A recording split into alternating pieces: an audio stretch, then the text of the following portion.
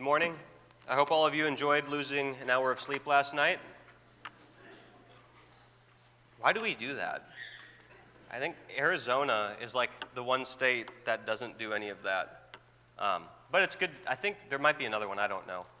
It's good to be with all of you this morning and to be thinking about God's things together. The song that Nick just led, I think is a good song to fit with what we're going to be looking at this morning.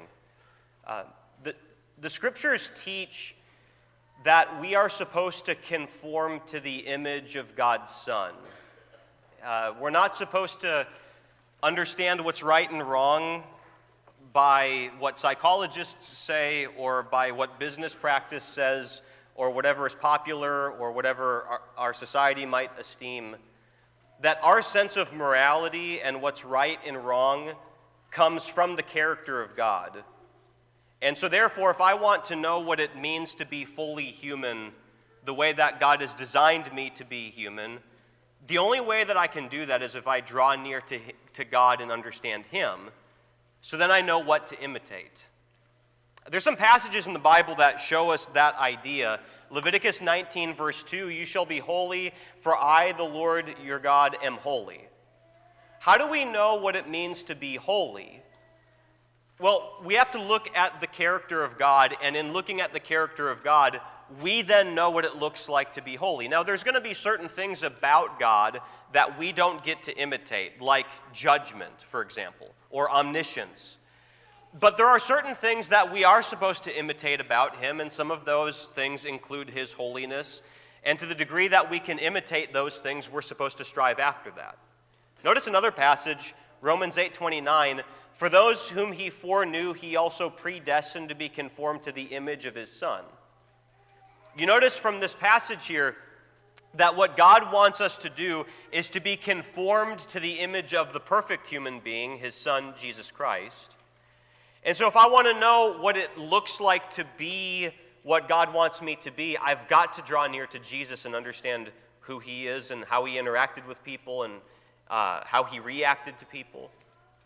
Look at this passage, though, too. In Ephesians 3, verse 17, this is part of Paul's prayer, and he's praying that Christ may dwell in your hearts through faith. If I want Christ to dwell in my heart, that means that I think the way that He thinks. That means that I feel the things that He feels. And there's all kinds of different things that you could extrapolate from that. But we could do many series of lessons where we would look at some character quality of God and then ask ourselves if we're imitating that character quality of God. Turn your Bibles to Mark chapter 3. And what I want to do in this lesson is look at the emotions of Jesus. We've noted, as we've been going through Mark on the Sunday morning Bible class, that out of all the Gospels, Mark is the Gospel that emphasizes Jesus' emotions more than any other Gospel. And there's times where Jesus will express some kind of emotion in the Gospel of Mark, but it doesn't tell us exactly what the emotion is. I want to look just at the passages that tell us explicitly what emotion Jesus is experiencing. And so that's going to limit us to about 5 passages or so. But emotions are something that we experience every single day. There's nothing inherently wrong with any given emotion. There's a proper time for anger. There's a proper time for jealousy. There's a proper time for any given emotion. But the problem becomes whenever we experience certain kinds of emotions in ways that are inappropriate. There's a Casting Crowns song that's called "Jesus, Friend of Sinners." And one of the lines in the song says, "Break our hearts for what breaks yours."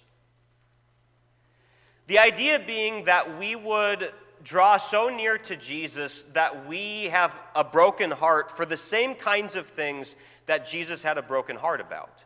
That we would feel anger for the same kinds of things Jesus felt anger about. That we would feel the expression of marvel for the same reason that Jesus felt those things. My hope is that this lesson will be helpful but revealing some things about us at the same time and convicting and encouraging. So what I want us to do is we're just going to look at some of the different passages in the Gospel of Mark that say something about Jesus' emotions, and the point of each one of these examples is not going to be, have you ever felt that? The point of it is, do you feel this emotion for the same reason Jesus felt it? Do you see the point? The first one is in Mark chapter 3, where Jesus experiences both at the same time anger and grief. Look at Mark chapter 3, verses 1 through 6. Again he entered the synagogue, and a man was there with a withered hand, and they watched Jesus to see whether he would heal on the Sabbath, so that they might accuse him. And he said to the man with the withered hand, "Come here." And he said to them, "Is it lawful on the Sabbath to do good or to do harm, to save life or to kill?" But they were silent. And he looked around at them with anger, grieved at their hardness of heart, and said to the man, "Stretch out your hand." And he stretched it out, and his hand was restored. The Pharisees went out and immediately held counsel with the Herodians against him, how to destroy him. I want you to imagine in this scene, Jesus is in the synagogue, which is like a Jewish church building. And while he's in this Jewish church building, there's some Pharisees, some scribes here, but there's a man with a withered hand. And in this culture where most people would have worked manual labor, people would have had jobs that would involve farming, things like that. Do you suppose that a man with a withered hand would have had a quite debilitating kind of problem in his life? It'd be hard for him to find a lot of jobs. It would be hard for him to be in a situation where he could take care of himself. And in this synagogue, there's these Pharisees, and the text says that they were trying to see whether he would. It doesn't say whether or not he could heal him. Notice that even the enemies of Jesus knew that he could do the healing. It was whether or not he had the audacity on the Sabbath day to heal this guy. Now, Jesus asks the question, is it lawful on the Sabbath to do good or to do harm, to save life or to kill? When you read about the Pharisees and the scribes in the Bible, one of the things that you see about them is that they loved to talk. They loved to have debates and arguments with people. And for Jesus to ask this question to these guys as he's looking at this man with the withered hand, and they're completely silenced, it shows that if they were to try to answer this question in the way that they really believed, it would appear that their hearts were more withered than the man's hand, which is in fact what's going on in this story. But they're not answering, and Jesus, it says in the text, looks around at them. Like there's a lot of scribes and there's a lot of Pharisees in this room that are trying to pin Jesus in some way. And when Jesus looks at these people, the text says that he's angered and he's grieved at their hardness of heart. In the Gospels, what kind of people does Jesus become angry with the most? It's not the prostitutes or the tax collectors or the sinners. Instead, it's the religious people who ought to have known better. Those are the people that Jesus gets the most angry with. And of course, he tells the man to stretch out his hand, and it's stretched out. Did you notice in verse 6 that on this same day, they start to plot how to destroy Jesus? And his question to them was, is it okay to do good or to do wrong on the Sabbath? And on that same day on the Sabbath, they start to plot how to destroy Jesus, so they think that it's okay to do bad on the Sabbath when Jesus just did good. But as you look at what's happening in this scene, have you ever been angered by religious hypocrites who should know better? You ever felt that before? Maybe you've seen things in the news about some kind of scandal. There was some big church in Texas not too long ago where they had hid over $1 million between the walls in one of the bathrooms, and they had reported like 15 years ago that somebody had stolen $1 million, and I guess we know where it went. I don't know if you saw that on the news.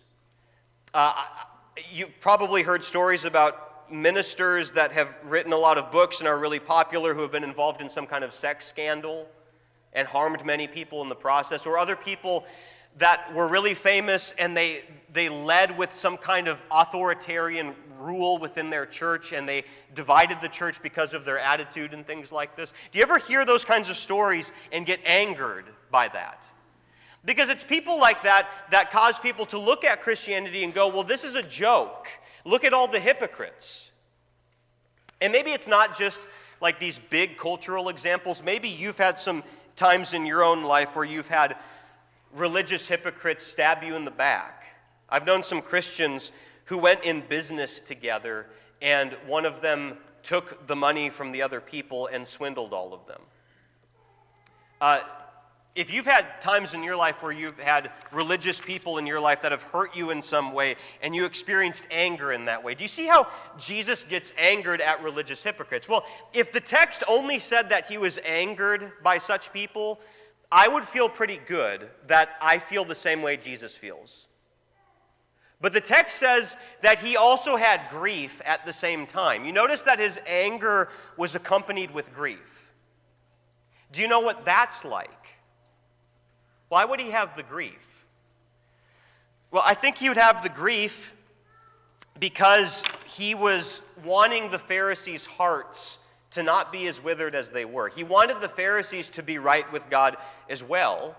So while he was angry that these people who should have known better and did these things, the fact that he had that anger, but it was accompanied with grief, shows that he loved them at the same time. You know, it's not just enough to be angered in that way. If you really love people and you're concerned about the souls of other people who ought to know better, it's going to have grief accompanying it as well, and not just one or the other. How would you know if your anger at religious hypocrites involves grief? Do I ever pray for these people? Does the thought of these people being separated from God for eternity move you to pity? Would I be willing to sit down and calmly teach these people the error of their way? So that's the first emotion. Do you experience anger and grief the same way that Jesus did? And we're going to say more about this sort of in a little bit when we talk about indignation, so I'm going to save some of that for when we get to that one. But notice the next one is that Jesus experienced the emotion of being marveled at something, or marveling at something, being astonished at something. Go over to Mark chapter 6. And in Mark chapter 6, Jesus is preaching to his hometown crowd. And you'd expect his hometown crowd to be encouraged that this Jesus who grew up with us and we played with growing up, that he's preaching in our synagogue right now, and it would be great to hear a lesson from this man. But instead, what happens when he's preaching to them in verse 6, it says that they took offense at him. They were offended at Jesus. Look at verses 4 through 6. And Jesus said to them, "A prophet is not without honor except in his hometown and among his relatives and in his own household. And he could do no mighty work there except that he laid his hands on a few sick people and healed them. And he marveled because of their unbelief. And he went about the villages teaching." All right, imagine Jesus in a synagogue again. This is the last time he's in a synagogue in the Gospel of Mark. He's in this Jewish church building, and these hometown people are looking at him, and I picture that they're like scowling at him, upset with him. That he started to preach some things that maybe made them uncomfortable, something like that, and he actually tells them, a prophet can go anywhere they want and be honored except for in their hometown. So when I come to you guys give me no kind of honor. Jesus marvels at these people. He's amazed, he's astonished. These people had so much evidence. They had known him for such a long time. They know that he's been doing miracles. They've heard the wisdom that he has, and they refuse to believe. Do you know the other time in the Gospels where Jesus marvels? In this text, he marvels at the unbelief of somebody or of some people. In Luke chapter 7, verse 9, Jesus marvels at the belief of a centurion. In Luke 7:9, it says, "When Jesus heard these things, he marveled at him, and turning to the crowd that followed him, said, 'I tell you, not even in Israel have I found such faith.'" Here's the centurion that comes to Jesus, And he thinks that he knows that Jesus doesn't have to come to his house and heal the guy. He says, you can just say the word and he's going to be healed. It's going to be fine. And Jesus marvels at this guy's belief. So Jesus marvels at people who don't believe, who you'd expect to believe. And then he marvels at the belief of somebody that you wouldn't expect to believe. Now, one observation that we could make from this is that all of us are going to cause Jesus to marvel. Your belief or your unbelief is going to cause him to have some kind of emotional reaction, but we're asking the question, do we experience these same emotions for the reason that Jesus experienced it? What causes you to marvel? What are you really impressed with? We just saw in Mark chapter 13 that the apostles were really impressed and they marveled at the great temple complex. What causes you to be to admire something? I like this quote from Charles Spurgeon where he says, "We never read that either science or art, nature or providence excited his wonder. We do not find that he marveled at the grandeur of the temple, although his disciples were evidently wonderstruck. I do not find the Redeemer marveled at the force and majesty of the Roman Empire, and yet it wielded a very remarkable power and all-pervading and irresistible influence. Neither do I find that he was ever struck with any wonder by the knowledge of the sages and rabbis of his time or of any other." Now, I don't think the point of that quote is to say that if you've ever been awestruck at a wonderful piece of art or a great piece of music or whatever that you're in sin, that's not the point. The point of this is that when you look at the kinds of things Jesus marveled at, do your emotions ever line up with that same reason? Have you ever marveled at the belief or the unbelief of somebody? Well, in what context would you ever experience that? The context in which you'd experience something like that would, number one, involve that you are completely convinced of the evidences for Christianity. That you know that it's true. You've looked at the logical arguments. You know that Jesus fits our deepest needs that we seem to be designed for meaning and identity and hope and all these different things. We seem designed for that. And so you've looked at these different kinds of evidences, and you're fully convinced that Jesus is who he said he is and that the Bible is what it says it is. And if you don't have that kind of assurance, you might not be as tempted to marvel at somebody's belief or unbelief in these things. But there's another context in which we would experience this, and that is whether or not you're talking with people about these things.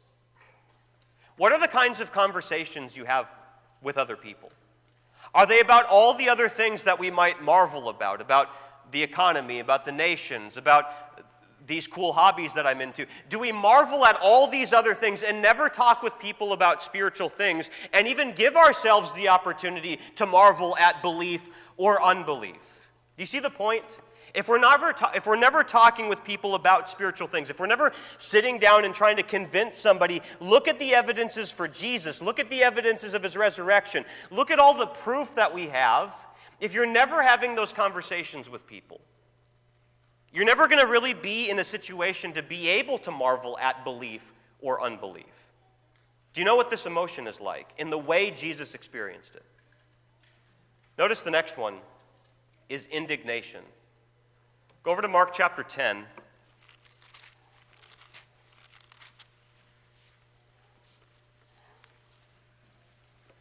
In Mark chapter 10, look at verses 13 and 14.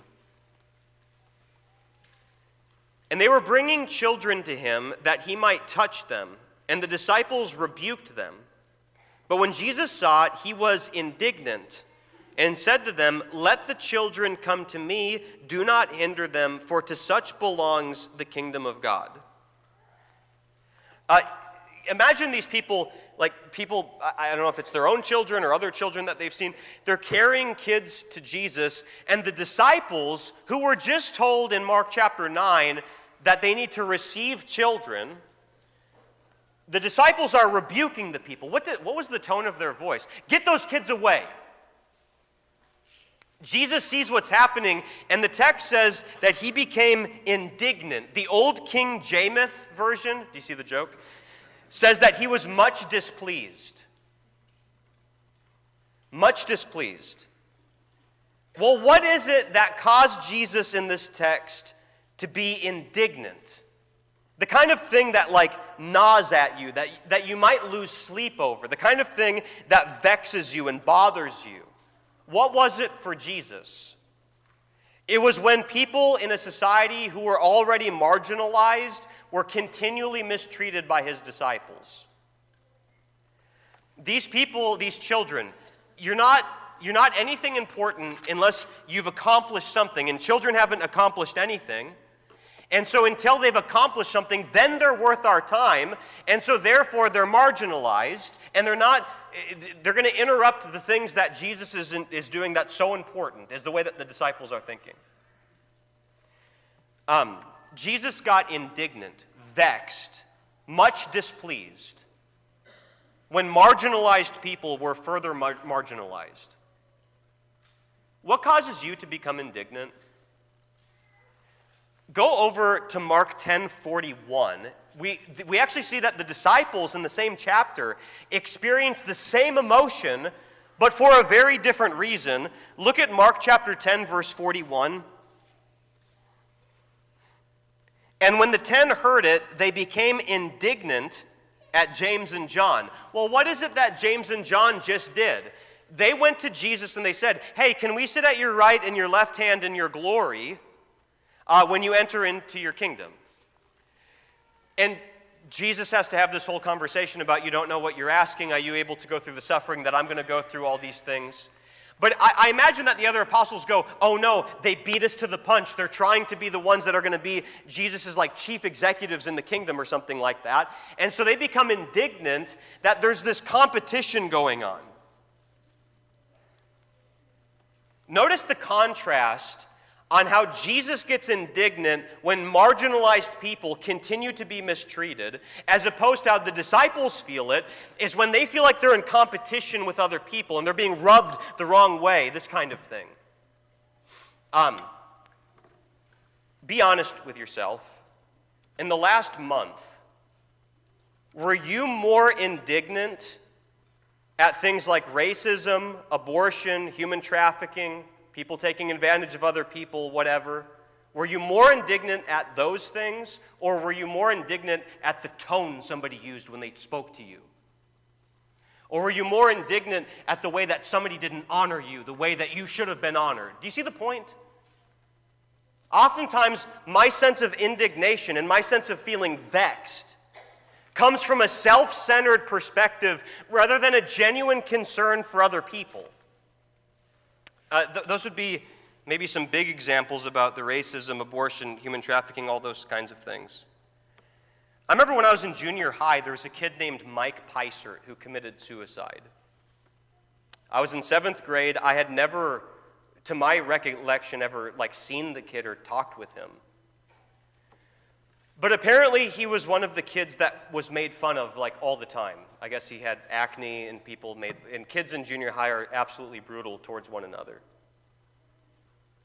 Can you imagine what the world would look like if even younger Christians who are in junior high and high school, if they took hold of this kind of indignation the way Jesus felt it, and they started to stand up for kids that were mistreated, and they started to defend people that couldn't really defend themselves in any kind of way? When you hear people saying inappropriate things about other groups of people or other classes of people or other races of people, do you ever stand up for such people? Or are you the one that's going along with the jokes and laughing and all these different kinds of things? Do you have indignation for the same reason Jesus did, or is it always self-centered ego? Notice the fourth emotion is love. And I understand as soon as I put this up, we might want to say that love is not an emotion, it's an action. Yeah, that's true. But sometimes love involves an emotion. Even the Greek definition of the word for love involves an emotion at times. And I think what we're going to see here in Mark chapter 10 with the rich young ruler is one of those times where Jesus has this kind of emotion towards somebody. Look at Mark chapter 10, verses 21 and 22. Just skip down a few verses from what we looked at. And Jesus, looking at him, loved him and said to him, "You lack one thing. Go sell all that you have and give to the poor, and you will have treasure in heaven, and come follow me." Disheartened by the saying, he went away sorrowful, for he had great possessions. In the context, the rich young ruler comes to Jesus in a very humble kind of way. He bows down before Jesus. He asks him a good question about eternal life. He seems to have kept a lot of these commandments from his youth.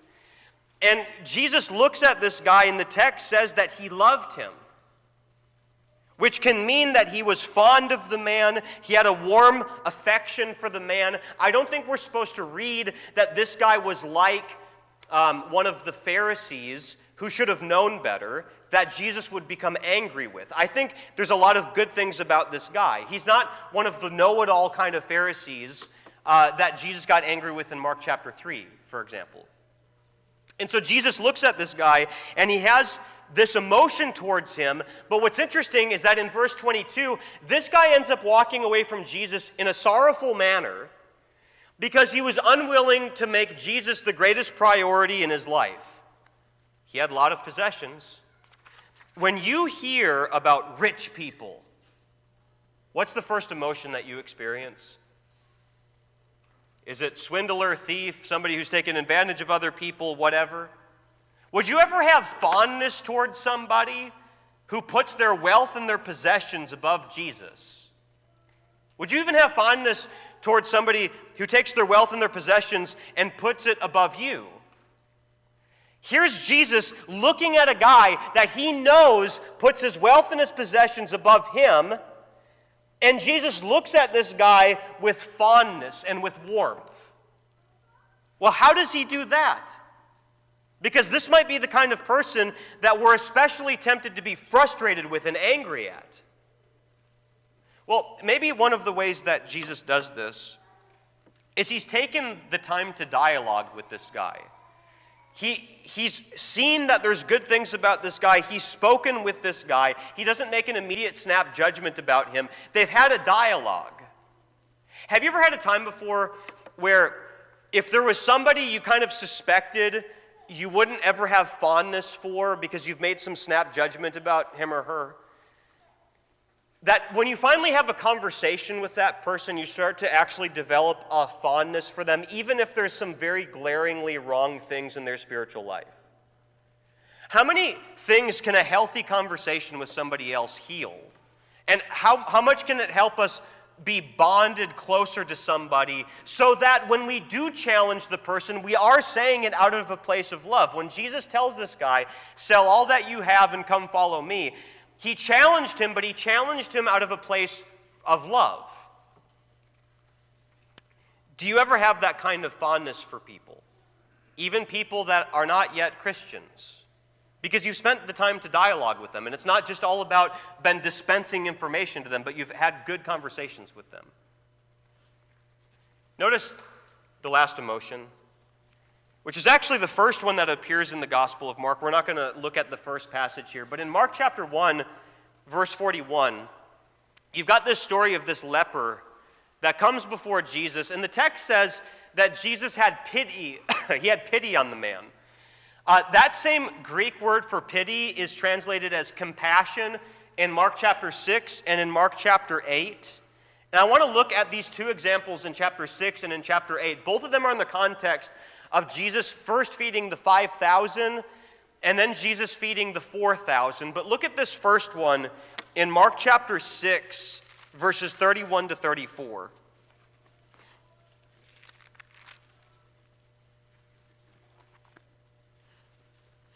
And he said to them, "Come away by yourselves to a desolate place and rest a while.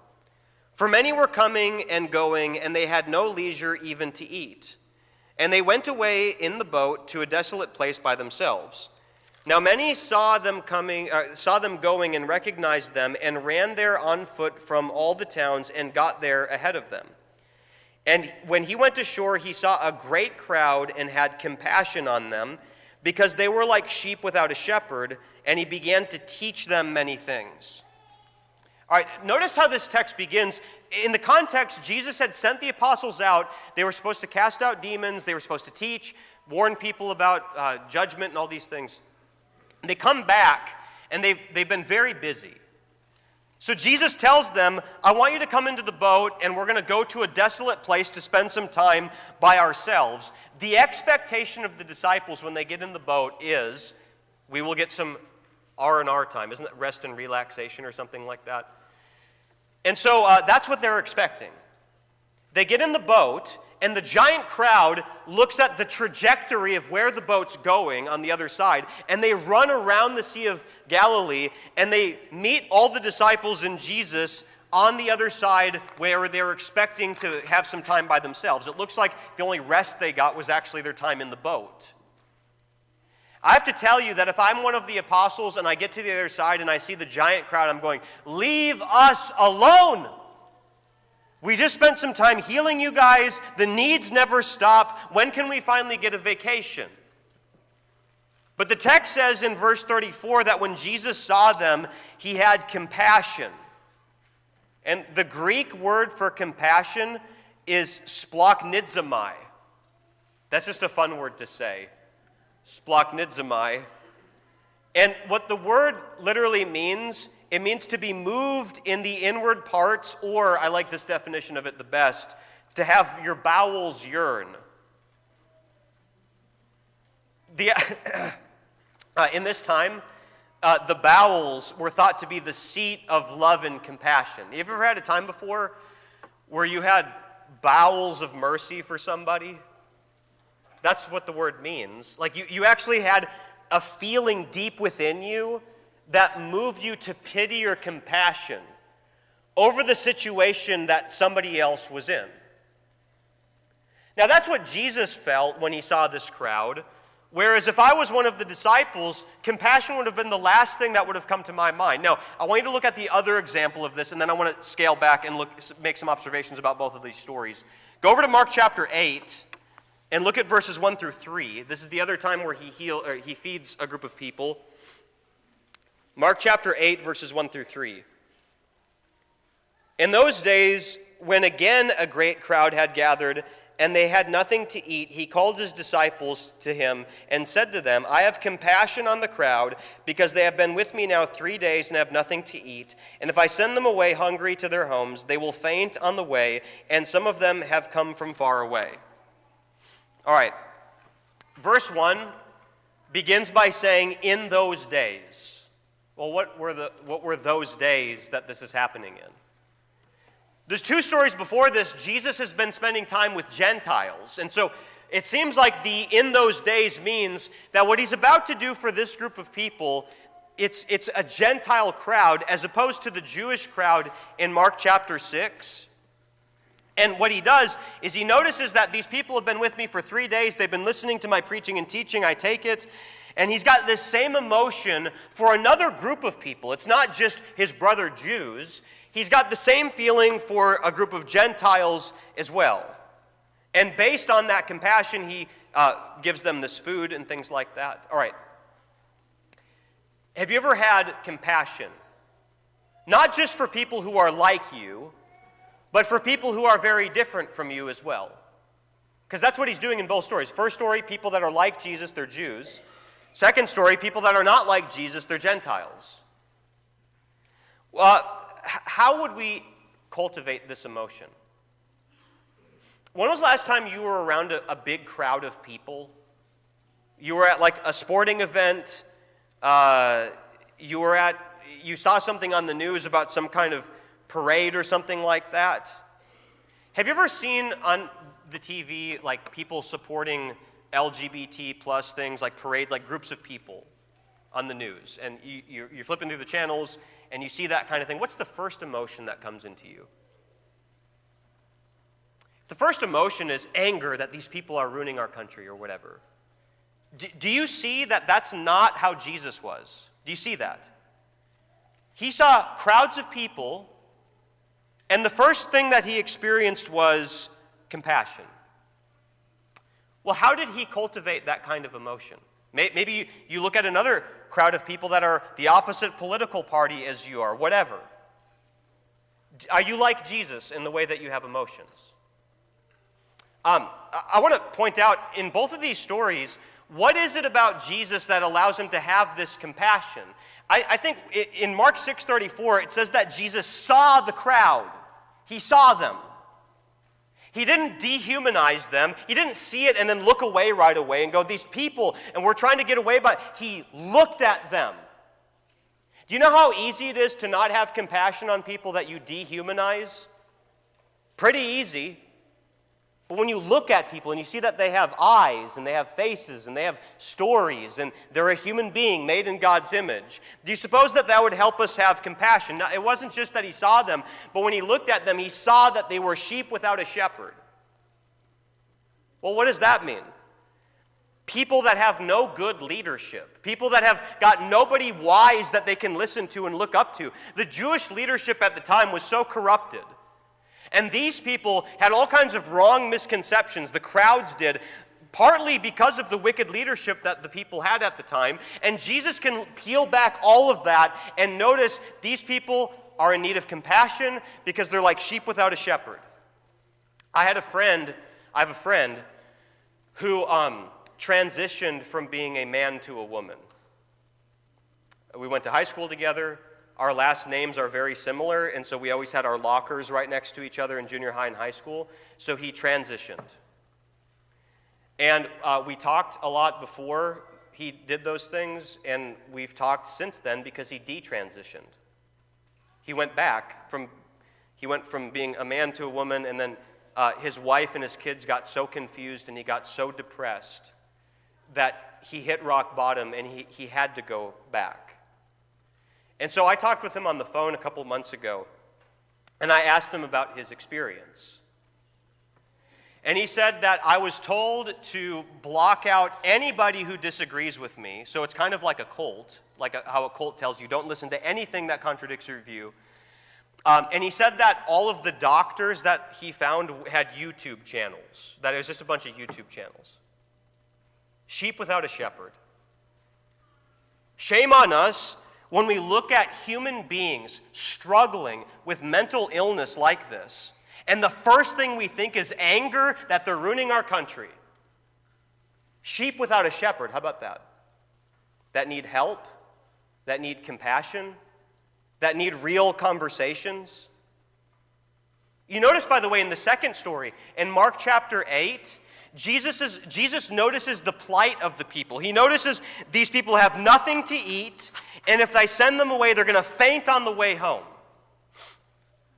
When Jesus looked at both crowds, he didn't dehumanize them. He looked at them as human beings, and he knew that if they continue in the way that they're going to go, they're going to faint. It's not going to be good for them. In his compassion for these crowds of people, what did he do for them? In Mark chapter 6, verse 34, he began to teach them many things. And I'm glad that it came out of a place of compassion. Because if it came out of a place of anger or unrighteous indignation, that these people are just ruining everything, how do you think that conversation would have gone? Do you think those people would have walked away feeling like Jesus really cared about us and he spoke to us all these things because he just really loved us? Or would it seem like he had this itch that he couldn't scratch and he just needed to yell at them until he could be satisfied? Do you see the challenge in that? Jesus could have compassion on people who were similar to him, and he could have compassion on people who were very different from him. But in both cases, the way that he did it was by looking at them and knowing that behind these things that I don't understand is a human being made in God's image that God died to save, that Jesus died to save. And therefore, they're deserving of mercy and compassion. If Jesus looked at the crowds that way, don't you see yourself as part of the crowd? I mean, we don't have information on this really. But imagine, I know this was the plan before the foundation of the world, but imagine that if there was a conversation that Jesus and the Father were going to have, and they could look into the future at the lost crowds of humanity all over the world. And if the Father could have told Jesus, hey, like these people are going to be really lost, and they're not going to have any good leadership. They need a human being to show them what it looks like. They need a human being that's going to come and show them compassion. Are you glad that Jesus came? We're part of the crowd that was lost. We're part of the crowd that had no shepherd until Jesus came and he taught us a great many things. Do you have the same kind of emotions for the reasons Jesus had the same kind of emotions? I hope a lesson like this is encouraging but convicting at the same time, that we can align ourselves in our hearts more and more with the heart of the one that we're supposed to be following. We're disciples of Jesus, which means that we seek to imitate him. Do you feel the same things he felt for the same reasons he felt them? And maybe you don't, and this is an opportunity for you to get your heart right with God. We're going to sing this song, Great is Thy Faithfulness. We're going to be singing about how God has always kept all of his promises and all of his words. There's not one way in which he's ever lied to us. We have a God that loves us very much and has had compassion on all of us. If there's anything that we can do for you, this is an opportunity for you either to talk to somebody before you leave and ask for the prayers and help of the congregation, or you can come forward while we stand and while we sing.